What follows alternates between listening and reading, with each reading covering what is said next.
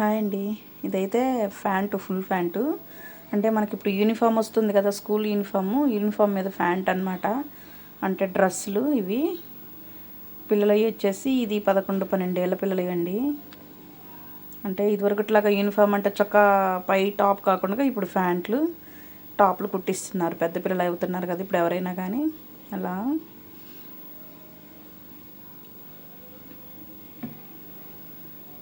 అయితే ఇది కటింగ్ అయితే నేను పెట్టలేదండి. ఓన్లీ స్టిచ్చింగ్ మాత్రమే పెడుతున్నాను. మధ్య మధ్యలో నా తుమ్ములు నాకు మామూలుగా లేవండి అసలుకి. మీరైతే ఎలా కుడతారండి ఆ ప్యాంట్లు? సైడ్ అయితే కూర్చోపెట్టుకుంటాం కదా. ఇదివరకు అయితే మనకి ఏం చేసేవాళ్ళు, ఫ్రంట్ భాగంలో మనకి కుడతాం కదా, ఆ కుట్టే దగ్గర మనం కూర్చోపెట్టుకునే వాళ్ళం. ఇప్పుడైతే సైడ్లు పెట్టేస్తున్నారు కదా కుట్లు. మనకి ఆ ఖర్చు కూడా ఉండేలాగా ఏదైనా కానీ కుచ్చు కానీ అదంతా పెద్ద కుచ్చు పెట్టేవాళ్ళు. మనకి క్లాత్ని బట్టి కదండి పెద్ద కుచ్చు పెట్టడం అన్నది. అంతేనండి.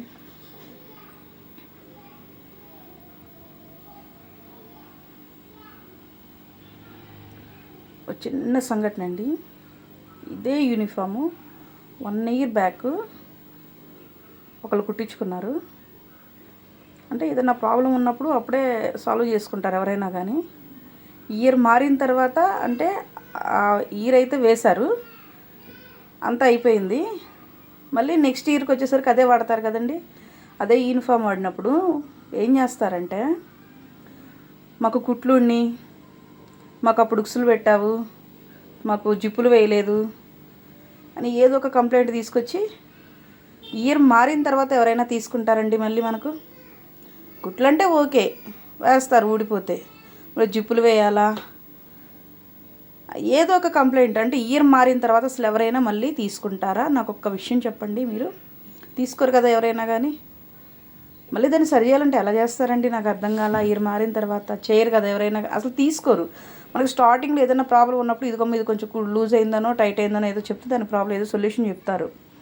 కానీ ఒక సంవత్సరం అంతా వేసుకొని పిల్లకి టైట్ అయింది, పిల్లలు పెరగరండి, పిల్లలు బొద్దుగా అవరా? అవుతారు కదా. పిల్లల హైట్ కూడా వస్తారు కదా, బొద్దుగా అవుతారు కదా. మరి రోజు నీళ్ళల్లో నానబెట్టి బట్టలు ఉతుకుతారు కదా, ఉతికి బండలకేసి బాదినప్పుడు కుట్లు ఊడిపోవండి, ఉక్సులు తుప్పు పట్టవండి, పడతాయి కదా ఎవరికైనా కానీ. ఈ ప్రాబ్లం మీకు ఎప్పుడైనా ఫేస్ చేశారా మీరు? నేనైతే ఫేస్ చేశానండి. ఇది నాకైతే భలే బాధ అనిపించింది. అసలుకి టకటక మాటలు అనేయడం, ఫోన్లు చేసి మళ్ళీ మనం ఏదన్నా అంటే తీసుకోలేనప్పుడు మనం ఎలా తీసుకుంటామండి? ఇయర్ మారిన తర్వాత తీసుకోవడమే గొప్ప. అసలుకి తీసుకోవాలంటే ఏం చేయలేరు. ఇంకా మన అనుకున్నప్పుడు ఏంటంటే తీసుకుంటాము. నాకు ఏం జరిగిందంటే అక్కడ ఒక మైనస్, పక్క సైడ్లు కుట్లు నేను చూసుకోకుండా జిప్పు కూడా అసలు పట్టట్లేదండి. ఆ జిప్పులు కూడా వేస్ట్ జిప్పులు, 10 రూపీస్ జిప్పులు భలే డెలికేట్గా ఒక్కసారి గట్టిగా అట్లా లాగామంటే వెళ్ళిపోతాయి, అవి ఫెయిల్ అయిపోతాయి. అసలు నేనైతే జిప్పులు వేయనండి. వేస్తారు అది ఇదని గట్టిగా మాట్లాడినా కానీ నేనేం పట్టించుకోను అనుకో. కానీ భలే ఇబ్బంది పెట్టారండి అసలుకి. నాకైతే అసలు పిచ్చెక్కింది. ఆ రోజు అంతా స్ట్రెస్లో ఉన్నానండి. పొద్దుగుకులు మిషన్ మీద ఉండి దిగ్గానే వెంటనే మళ్ళీ ఫోన్ కాల్ చేసి అసలు ఏంటి, అసలు వైనం లేని పనులేంటి, సగం పనులేంటి, వాళ్ళు నన్ను క్వశ్చన్ చేస్తారనమాట. మరి సగం పనులు నేను ఏం చేస్తే వాళ్ళు చూసారో నాకు అర్థం కాదు. నాకు ఆ మాటలకే పిచ్చి కోపం వచ్చింది అసలుకి. పిచ్చి మనుషులో కావాలని అంటారో ఏదో స్వతంత్రమే తీసుకుంటారని అంటారా కానీ అనకూడదండి. ఒక మాట అనే ముందు చాలాసార్లు ఆలోచించాను. అలా మాట ఒకసారి అన్న మాట మర్చిపోరండి ఎవరైనా కానీ. ఎప్పుడైనా ఎవరైనా దూషించి అనకండి ఎవరైనా కానీ. ఒక్కసారి ఆ మాట అనే ముందు 2 సార్లు ఒకసారి ఆలోచించానంటాం చేయండి. అనొద్దు ఎవరైనా కానీ. ఏదన్నా ఉంటే మాట్లాడుకొని సొల్యూషన్ తీసుకోవాలి. కానీ నేను చేసిన పొరపాటు ఏంటంటే తీసుకోవడం నేను పొరపాటు అయింది. తీసుకోకుండా ఉంటే వాళ్ళు ఎక్కడో చోట వేయించుకునేవాళ్ళు. జిప్పులు వేయనండి, ఇప్పుడే నేను ఫస్ట్ నుంచే జిప్పులు వేయను స్కూల్ యూనిఫామ్కి. బయట జెంట్స్ అంటే షాప్లలో కుట్టేవాళ్ళు వాళ్ళు వేస్తారు, వాళ్ళు మనీ కూడా అంతే తీసుకుంటారు. ఇళ్ళ దగ్గర కుట్టేవాళ్ళు ఎవరు వేయరు కండి. వాళ్ళు చాయిస్ని బట్టి వాళ్ళు అడిగితే వేస్తారు. వాళ్ళు అడగకుండా అయితే ఎవరు వేస్తే గుండీలు వేస్తారు, లేదంటేనేమో ఉక్సులు పెడతారు. నేను ఉక్సులే పెట్టాను. నా దగ్గర జిప్పులు కూడా ఉండవండి, ఎందుకంటే ఎవరు జిప్పులు వేయించుకోరు. నా దగ్గర ఉండవు, నేను వేయను కూడా. అలాంటిది అప్పుడే కుట్లుడితే ఏం చేశారు రాకుండా? కుట్లుడితే రావాలి కదా, వచ్చి వేయించుకొని పోవాలిగా. అప్పుడు సంవత్సరం అంతా వేశారు స్కూల్కి వెళ్ళేటప్పుడు, మళ్ళీ స్కూలు తెరిసే టైంలో ఇచ్చి మాకు కుట్లు ఊడిపోయినానంటే ఎలా ఒప్పుకుంటారండి? అక్కడికి సరేలే ఏవోలే ఇంకా పాపం అని చెప్పేసి తీసుకున్నాం. మళ్ళీ మాటలు మనకు యుద్ధాలు మాటలు అనమాట. మాటలు కూడా ఎవరైనా ఎవరిని అలా హర్ట్ చేయకండి. ఎవరైనా కానీ చాలా బాధపడతారు.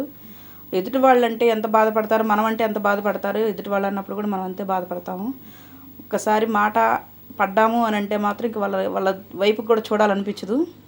కానీ కొంచెం జాగ్రత్తగా చూసి మాట్లాడండి. ఎవరైనా కానీ బట్టలు ఇచ్చేటప్పుడు అన్నీ క్లియర్గా మాట్లాడుకొని ఇవ్వండి. ఎవరైనా ఇచ్చిన తర్వాత కుట్టిన తర్వాత మనకు బారు కుట్లు మీద వేసే వాటికను తర్వాత అడ్డగోలుగా అడ్డదిడ్డంగా చింపుకొని వచ్చిన తర్వాత మాకు ఇది కుట్టండి అని అంటే ఆ కుట్లు ఎలా ఉంటాయండి మీకు కూడా తెలుసుగా. టైలరింగ్కి చాలామందికి తెలుసా అసలుకి ఎంత బాధపడతారండి వేయటానికి కూడా.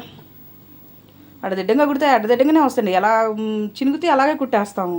ఇలా కుట్టావేంది, అలా కుట్టావేంది, మళ్ళీ మాటలు. అలా నేను ఒకటే చెప్తానండి, ఎవరినైనా కానీ దూషించి మాట అనకూడదు. అదొకటి. ఎదుటి వాళ్ళు మాట్లాడే మాట కూడా వినాలండి. వినకూడదు లొల్లడా మనమే మాట్లాడేస్తున్నాం, నాకేం మాటలు వచ్చి ఎదుటి వాళ్ళకి కూడా వస్తాయి మాటలు. మాట్లాడకుండా ఉండరు. కాకపోతే ఏంటంటే ఆలోచిస్తారు, ఎందుకు అనడం ఎందుకని చెప్పేసి. కోపం వస్తే మాత్రం ఏమంటానికి వీళ్ళు కూడా సిద్ధపడకుండా గణేస్తారండి. అందుకే ఎవరిని దూషించొద్దు, ఎవరిని మాట అనొద్దు. మీరు బట్టలు ఇచ్చుకునేటప్పుడే 1-2 సార్లు క్లారిటీగా ఇచ్చుకొని మాట్లాడుకొని కుట్టించుకోండి. ఎవరైనా సరే ఇయర్ మారిన తర్వాత ఇట్లా అట్లా అనకూడదండి. ఎవరినైనా కానీ ఎవరైనా బాధపడతారు. వాళ్ళు బాధపడ్డా మనకి ఇబ్బంది లేదు. నాకైతే వచ్చే ఇబ్బంది అయితే ఏం లేదండి. ఎందుకంటే నేను అంత హర్ట్ అయ్యాను ఉండానండి. అసలు చాలా బాధ పెట్టింది నా అసలు మామూలుగా బాధ పెట్టలేదండి నాకు. అప్పుడే దిగానండి. ఎంత మైండ్ ప్రెషర్లో ఉన్నానంటే నేను, అంత మైండ్ ప్రెషర్లో అసలుకి నన్ను మాట్లాడినివ్వకుండా లొల్లడా మాట్లాడితే ఎవరికండి నష్టం? నాకే నష్టం ఏం కాదుగా.